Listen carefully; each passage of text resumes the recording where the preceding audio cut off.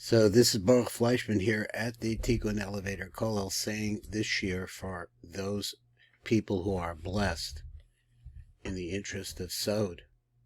This is Parsha Shemot. This is the first page. I think it's page Aleph. We're going to go down here to the Matuk B'Devash and try to see if we can learn the Zohar. So the Zohar says, Ve'elu Shemos B'nei Yisrael Abayim Mitzrayim. So this is the first pasuk really in Sefer Shemot. So he said, Mitzrayim as Yaakov Ish Ubesu Bo. It was Yaakov, he, himself, and his house, they all came. That means his family. Baal HaMaimer, so the person who wrote this Maimer, so he means to say Rebbe Shimon. Baal Khan, but the Sefer Shemot, he comes over here at the beginning of the Sefer Shemot, the Saper B'Shevach of Ma'alas Lomdei Sisrei Torah, to say over, to give the praise, and the tremendous height that those people who learn the secrets of Torah acquire. And then he says, here's a pasuk that he wants to go to. He says, V'hamaskilim yaskira kazohir akir. Maskil seichel, those who are bright, those people whose minds are alert and active, they shall shine, like the illumination that's coming from the heavens. And Matzdiki harabim kakochavim lo'olam v'red. The Matzdiki harabim, he's going to explain this phrase. Those who bring tzedakah or who help the community, they're like stars forever. Pirusho v'hamaskilim. So who are the maskilim he's talking about? Ilan de bistakle b'raza de hochmasa.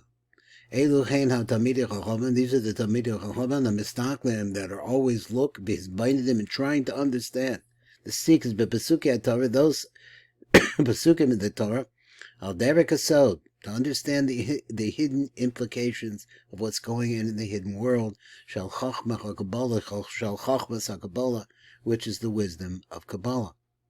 Heim yaskira, these people will shine. Pirusha naharim, they illuminate. Ya'ira b'techilas limudim b'ha'ara levad. So when they begin to learn, these people who have acquired tremendous amount of Torah, he says when they begin to learn, they are just like a glow.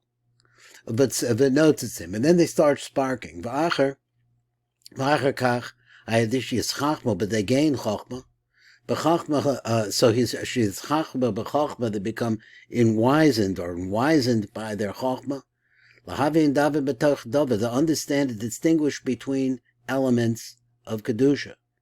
Yitznotzitzuchu b'tosefes ha'ara, so then they start sparking with an additional amount of glow and radiation, that radiance that's coming for them. So they said, but v'ziva de chachmas ilah, and what are they shining with? They're shining with the ziv, which is the radiance of the upper chachma. Because ha-ziv shel chachma al yona, the upper chachma, that chachma which we found in Etzilus Shemisham nemsheches ha'aras la'oskim b'sodas Torah, because that is where the energy comes, and the mind and the expanded consciousness comes to those people who are learning secrets of Torah. Kamasha chosav, like it's written like this, that chachma, connecting to the chachma of Etzilus and allowing that to flow into you, brings chachma to those who learn it. And then the glow that comes from those people is like a radiance. Pirusha nehira netzitza the nafik be'edin. And now he says specifically, ka'ayin ha'ara, and this is like the glow, v'has nitzotzes, and also the sparks shal hanahar, that come off of this this river, ha'elyon, the upper river, hayotzim me'edin, that comes out of Edom, shu habina. So we understand that Aden, as we see in the shir in the morning, we saw this very clearly today, that Aden refers to Chochmah, and then Bina is the recipient. So that Bina received from Chochmah. He said, now this is a hidden secret. Stima de Ikri Rakia, and that's the secret which is called Rakia, which means firmament, and it really refers to the heavens. Let's see what he means here. So this is a secret. Miladas Mahusa Vihi Nikras Rakia. So it's hidden in such a way to be able to understand what it's made out of. It's Mahus, it's what it is. Vihi Nikras Rakia. And so forth, we have a word for it. The word is Rakia. Be Kaimin Kochavaya.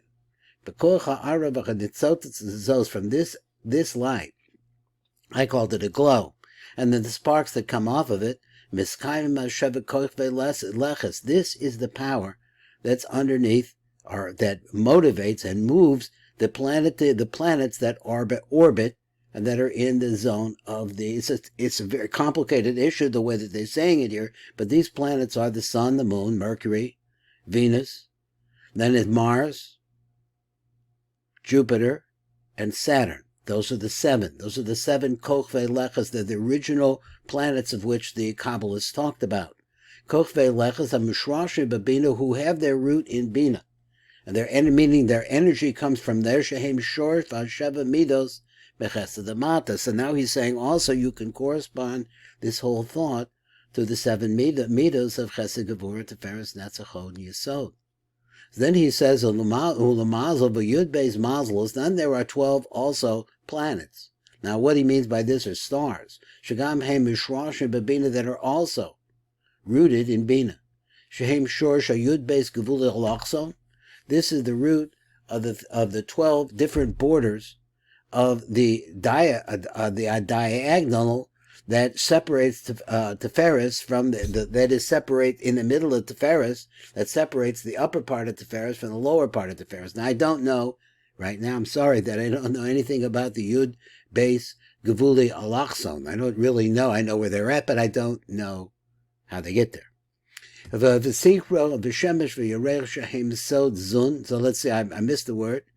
It says Shimsha, the sun, the Sihra, and the moon, V'shemesh v'yareach shehem sod zun, which represent Zohar v'nuk, opposite forces, but makom and lamata in their places down below.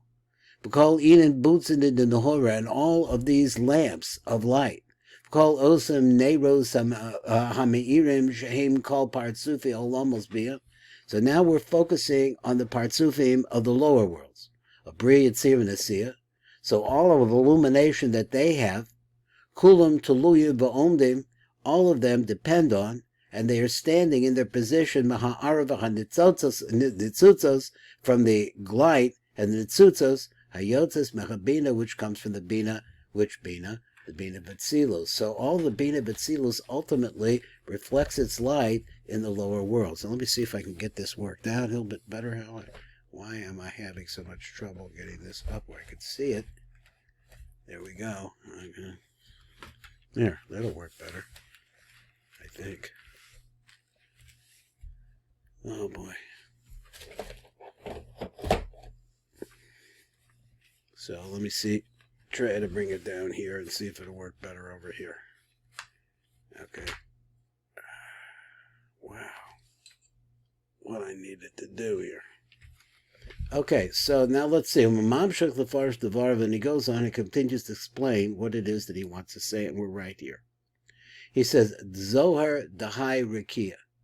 Zohar is really a lashon of shining light. So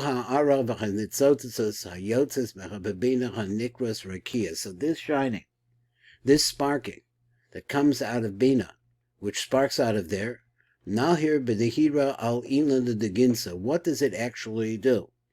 It shines that illumination onto the tree that's in the garden. Meir b'ha'ara chazaka. It has a very powerful light. This light shines on the ilan, on the tree in the garden. What garden? He says it's the garden of Olam Habriya. Now the word garden goes with a lot of different things. So sometimes it refers to Malchus. Sometimes it refers to Zer Anpin. Sometimes it refers to Bria. So he says that this refers to the Elon, which is the middle line, Sheba Olam Habriya, in the Olam Habriya, Shuhu Eitz HaChaim Shebatoch HaGam, which is a living light that is in the garden. So this is the light. This is the light, and I said previously, it's the line of life, the anfui. Then it has this. This tree has branches. Shalnafel shal zehava ilim, chapiem al kol ilin diyukdin, heim mechasim al kol elin neshamas tzadikim hanikros diyukdin, the fisher yoshves began Ain b'tzirashem shal zeha olam. Let's translate these words. He says, chapiem al kol ilin diyukdin. Now we have to, yukdin really means images. So they says they cover Kol Elin Diyuknin, all of these images, and we don't know what he means. Hey mechasim al kol elu neshamas. They cover over all of the neshamas of tzadikim. Ha-nikros diyukdim, that are called by the name of diyukdim. So he says the neshamas of tzaddikim are called by a name that kind of describes them. They're called diyukdim. There's some kind of an image. The fisha yoshvos began Eden, because since they're the tzaddikim, their dwelling places in Gan Eden, but tzarashim shel zeha olam, and therefore they take on the form of that world. So he said ve'ilonin. So now, the neshamas themselves, now he says, are called neshamas. Ubusmin. Because now the neshamas are called perfumes. And why? What's perfumed about them? He said, because the fragrance that comes from their deeds, hatovim, Ola the Kodesh Baruch Hu reich b'samim, that they come out. Lifnei HaKodesh Baruch Hu, before HaKodesh Baruch Hu, they present themselves before HaKodesh Baruch Hu. A kareach b'samim, like the fragrance of perfume. This perfume is the beginsa. That's the perfume of the garden. Shekulim nimsas b'Gan Eden. All of them are found in Gan Eden. Now, something that we need to understand is that there's more than one Gan Eden. There's a Gan Eden at Tachton and a Gan Eden at Elyon. But these two Gan Edens also appear in all of the universes, because all the universes are, although they may be more obscure in terms of the light of the Ain Sof, as you move away into Bia. But there is a Gan Eden at Tachton and a Gan Eden at Elyon in all of them. Here we're talking about the Gan Eden and Olam Abia. So he said the Ginsa, Shekulim Nimsas Began Eden, but Ma'anid the Kashrab, and they're found in clothing that are kosher. They are called garments of the Rabbanim. Which fit them and are applied to them because of the kashrus of their deeds. So understand, the perfume of a person that winds up in the next world is really the perfume of their good deeds.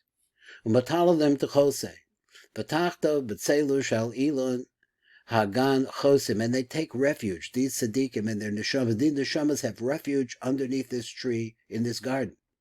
Kol Chayis Barach, who is it that's taking the reference, the refuge? Kol Chayis Asada, this refers to all of the living creatures of the field. Shehei Malachim Anikrayim Chayus HaKodesh, which are Malachim that are called Chayus HaKodesh, Em Nimsaim Namata, because they're found in the lower world. They're chayus, that's this lashon like an animal type of sound, meaning that they're more physical. So they're in the physical, spiritual world, but in other words, they're more condensed. So v'nimsaim l'matan v'nehenen b'chatzel ha'chofef mitzel umatzel aleichem, from that shade that comes from the tree, and therefore it shades them. V'kol tzipori shemayim yudurim tchos inun anfin. So therefore we say all the birds of the heaven. Shehem tzadikim acherim, which is a different kind of tzadikim. Acherim tachtonim, on a lower level. Shelo hikshirim ma'asechem kol kach begavonin. So he's saying several different things. I'll translate that and I'll explain. So all the birds of the heavens, he says, who are these birds? These are birds which represent the malachim or tzadikim that are in lower worlds, not in the world of Bria, because the concept of Gan Eden exists in Bina. Bina represents and is manifest in the Olam of Bria. So therefore, that's where you're talking about. But then you also have lower worlds, Yitzira and Asiya, and there are Malachim there too. Shelo hikshira ma'asechem kol kach bekavona. So those neshamas of people who are not so perfect. Im kol zera behem darim lamala mahamalach. But even so, they have their dwelling up above, higher than the places of the malachim, tachas elu hanafim. And where do they go? These neshamas that really come from lower worlds, but they're able to rise up to these branches, shal ilan hagan bebeis dirach kavu alachem, into the place that is a dwelling for them, that is fixed for them. How cold if you kavodim, and they have specific places, all according to their honor, according to what they were able to accomplish in this world. Nimsa shekol neshamas v'hamalachim. So it comes out like this: all the neshama, all of the angels, shebegan Eden sheba'olam abriya, and Gan Eden that comes from Olam abriya, kulam mekabla ma'ara, all of them receive that glow and radiance, v'hanitzotzos, and the sparks, Zohar Rakia, from the shining of the firmament or the heaven that is coming from up above them. And this is Baruch Fleischman here at the Tikkun Elevator Kollel.